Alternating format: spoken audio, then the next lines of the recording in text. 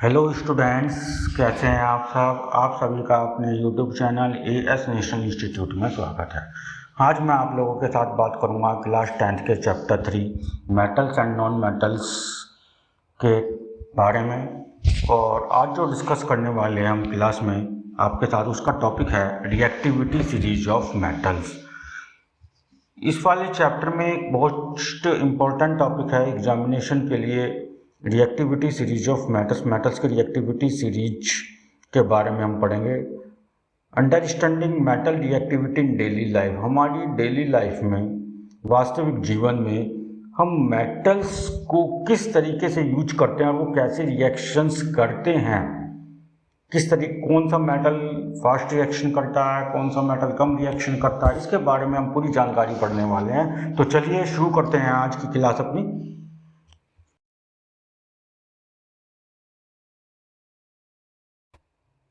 तो चलिए स्टूडेंट्स, पहला क्वेश्चन हमारा यही बनता है कि what is the reactivity series.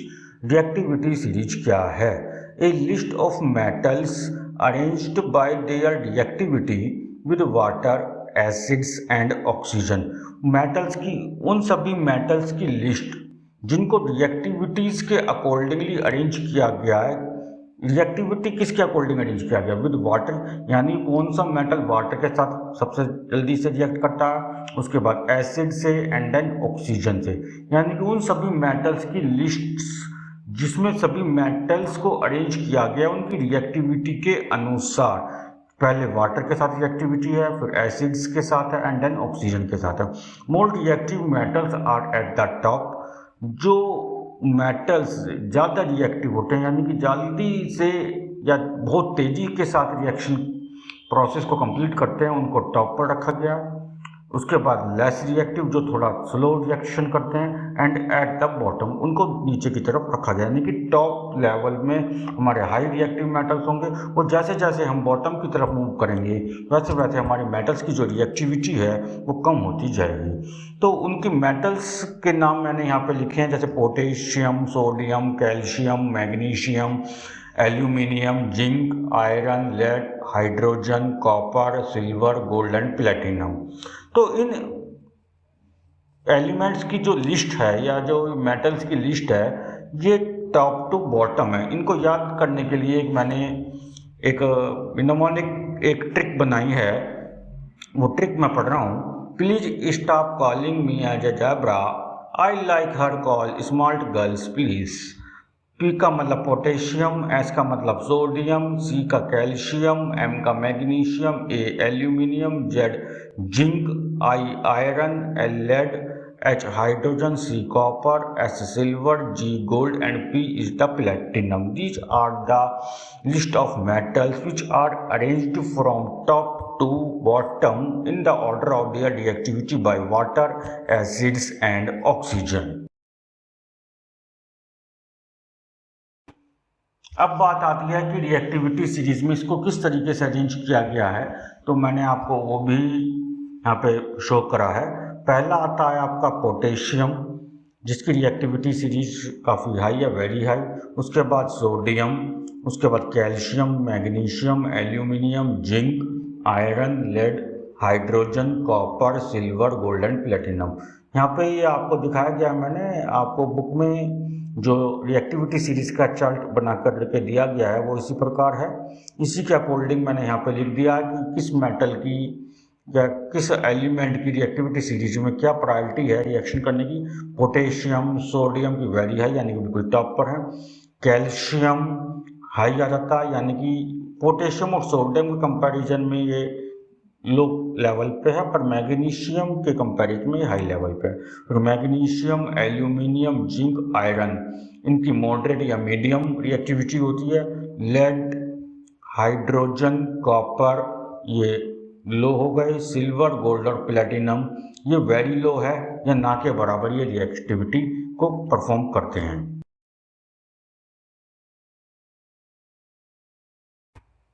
हाँ जी, तो स्टूडेंट्स अब हम देखेंगे कि reaction with air, water and acids means that कि कौन सा मेटल या कौन सा एलिमेंट जो अभी रिएक्टिविटी सीरीज की चार्ट में अरेंज थे उनमें से कौन सा मेटल या कौन सा एलिमेंट जो है एयर के साथ रिएक्शन कर रहा है, कौन सा वाटर के साथ कर रहा है और कौन सा एसिड्स के साथ कर रहा है। तो चलिए शुरू करते हैं।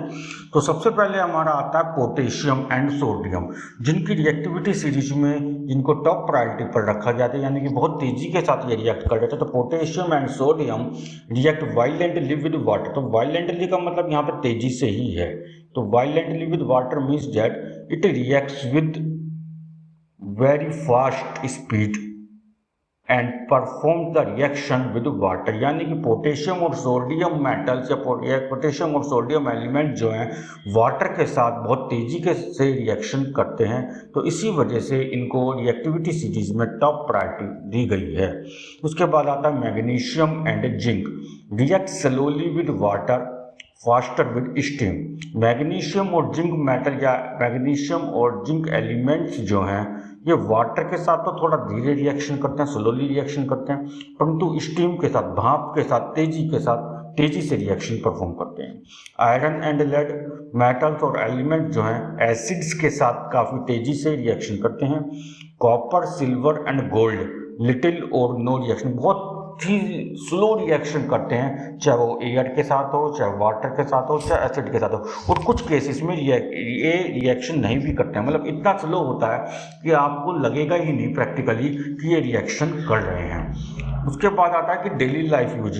तो जो भी हम यहाँ पे रिएक्टिविटी सीरीज में एलिमेंट्स को या मेटल्स की लिस्ट को हम देख रहे हैं, उनमें से कुछ एलिमेंट्स या मोस्ट ऑफ द एलिमेंट्स या मोस्ट ऑफ द मेटल्स ऐसे हैं जो हमारे घरों में हम यूज कर पाते हैं। आप में से कुछ स्टूडेंट्स ने देखा भी होगा, उनकी हम बात करते हैं। जैसे sodium is stored in kerosene oil. Sodium जो है उसको केरोसिन ऑयल में घरों में रखा जाता है। केरोसिन ऑयल का मतलब मिट्टी का तेल, क्योंकि अगर उसे हम ओपन एरिया में अगर रख देते हैं तो हमारे इन्वायरमेंट में मॉइस्चर है, नमी है, और सोडियम की एक क्वालिटी होती है कि जब भी वो किसी मॉइस्चर के या नमी के कांटेक्ट में आता है, वाटर के कांटेक्ट में आता है, तो उसमें आग लग जाती है। तो इसी वजह से इस चीज़ का प्रिकॉशन को लेने के लिए हम सोडियम को अगर घरों में रखते हैं तो केरोसिन ऑयल में डाल करके रखते हैं, मिट्टी के तेल में डाल करके रखते हैं। आयरन डस्ट, लोहे आज जो है जंग खा जाता है, जंग लग जाता है। And gold remains shiny. Gold जो यानी कि सोना है, जो आपके आभूषण होते हैं, ऑर्नामेंट्स होते हैं, उन पर चमक बनी रहती है।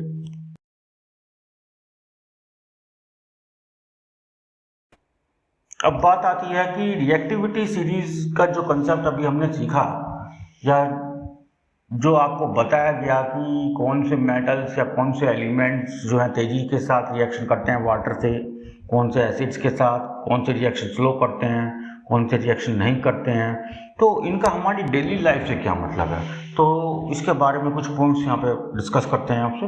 तो सबसे पहला आता है उसमें से आयरन डस्ट। जो लोहा है, जो लोहा जंग खा जाता है, उसको अपने उस लोहे के ऑब्जेक्ट को जंग लगने से बचाने के लिए हम उस पर पेंट अप्लाई करते हैं। We paint gates. Gates specially हमारे लोहे के बने होते हैं घरों में, तो इसलिए मैंने यहाँ पर गेट्स लिख दिया है। एल्यूमिनियम फॉइल, जो हम वुड को पैक करने में, चपातीस को पैक करने में हम एल्यूमिनियम फॉइल्स का या एल्यूमिनियम रैप का प्रयोग कर रहे हैं, वही चीज़ है यहाँ पे। डू नॉट कोरोड ईजिली, वो आसानी से उस पर कोरोजन नहीं होता है, कोरोड नहीं होता है, यानी कि वो जंग नहीं लगता, क्योंकि उस पर एल्यूमिनियम की जो कोटिंग होती है वो उसको रस्ट लगने से बचाती है। तो एल्यूमिनियम जो है स्लोली रिएक्शन करता है, पर कहीं ना कहीं ये हमारे खाने के साथ रिएक्शन कर जाता है। जो हमारा हॉट फूड होता है तो वो हमारे शरीर के लिए नुकसानदायक हो सकता है, परंतु डेली लाइफ में हम इसका यूज क्यों कर रहे हैं, जिससे कि हमारा जो है ऑब्जेक्ट्स जो हैं, या जो हमारा फूड है, या जो हमारा लंच बॉक्स है, वो बाहर के मटेरियल को अपने अंदर कैप्चर ना करे। थोड़ा अच्छा भी लगता, शाइनी होता है, चमकता। उसके बाद थर्ड आता है जिंक इन बैटरी। जो आपके इन्वर्टर की बैटरीज होती हैं उनमें जिंक का, लेड का इस्तेमाल करा जाता है। कॉपर वायरिंग, आपके घरों में इलेक्ट्रिसिटी की वायरिंग होती है, बिजली के तार की फिटिंग करी जाती है। स्टेबल एंड सेफ, वो इसलिए करी जाती है कि कॉपर जो है थोड़ा अच्छा कंडक्टर माना जाता है, इलेक्ट्रिसिटी फास्ट रेट के साथ प्रोड्यूस करता है या जनरेट करता है। स्टेबल होता है, थोड़ा टिकाऊ होता है, मजबूत होता है, इस पर जंग नहीं लगता है जल्दी से, और सेफ्टी भी है, सेफ होता है थोड़ा सा। जैसे आयरन में अर्थिंग वाली कंसेप्ट होता है तो इसमें कॉपर में वो वाला कंसेप्ट नहीं आता है। फिर लास्ट पॉइंट आता है सिल्वर टार्निशेस। चांदी पे आपने जो चांदी के आभूषण है, स्पेशली फीमेल्स के जो होते हैं, जैसे आपके पजेब हो गई, बिछुए हो गए, इस टाइप की चीज़ें जो होती हैं चांदी की जो होती हैं, तो उस पर अगर आप देखेंगे लॉन्ग टाइम बाद तो टार्निशेस हो जाते हैं, यानी कि गंदे हो जाते हैं, आपको देखने में अच्छा नहीं लगता, वो डार्क ग्रीन कलर का जम जाता है, बिल्कुल गंदा सा लगता है वो। तो उसको अगर हमें हटाना हो तो नीड्स पॉलिशिंग, उसको हम पॉलिश करवा लेते हैं, और वो एकदम से टार्निशेस नहीं होता है, यानी कि जो कलर चेंज हो जाता है, गंदगी जो उस पर जम जाती है वो एकदम से नहीं होती, वो स्लो सालों में आपको कहीं काफ़ी टाइम बाद, एक लॉन्ग टाइम बाद आपको वो देखने को मिलेगा। तो इस प्रकार से हम अपनी रिएक्टिविटी के कंसेप्ट को अपनी डेली लाइफ में ऑब्जर्व कर सकते हैं।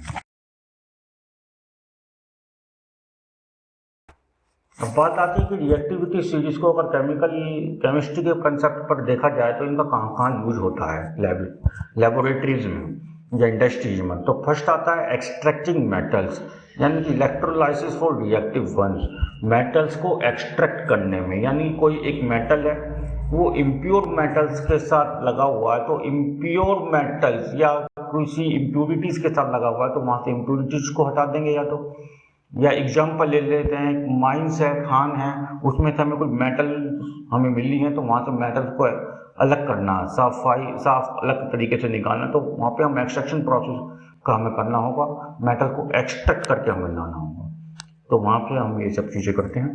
दूसरा आता है designing, galvanisation and coatings. Galvanisation का एक प्रोसेस होता है जो हमारे आयरन ऑब्जेक्ट्स को रस्ट लगने से प्रिवेंट करता है, और कोटिंग भी एक प्रोसेस है जिसपे हम जिंक की कोटिंग कर देते हैं, एक तरीके से पेंट टाइप कोई होता है, तो वहाँ इस तरीके से हम रिएक्टिविटी सीरीज का यूज करते हैं। थर्ड आता है आपका predicting outcomes of reactions. Reactivity series के कंसेप्ट का हम यूज करके थोड़ा एनालिसिस कर पाते हैं पहले से, जो भी हम केमिस्ट्री में रिएक्शंस को प्रैक्टिकली परफॉर्म करते हैं, कि अगर हम इन दोनों केमिकल्स के बीच को रिएक्शन करवाएंगे तो क्या आउटपुट हमारा आ सकता है, क्योंकि हमें आइडिया होता है कि कौन सा केमिकल या कौन सा एलिमेंट या कौन सा मेटल जल्दी से रिएक्ट करेगा। और लास्ट पॉइंट आता है zinc protects iron from rusting. Zinc जो है रस्टिंग से बचाने के लिए आयरन को रस्टिंग से बचाने के लिए जिंक का यूज किया जाता है, और इस चीज़ को सैक्रिफाइशियल प्रोटेक्शन भी कहते हैं, और कई बार गैल्वेनाइजेशन कंसेप्ट का भी इसमें यूज करा जाता है या कोटिंग का यूज करा जाता है। तो चलिए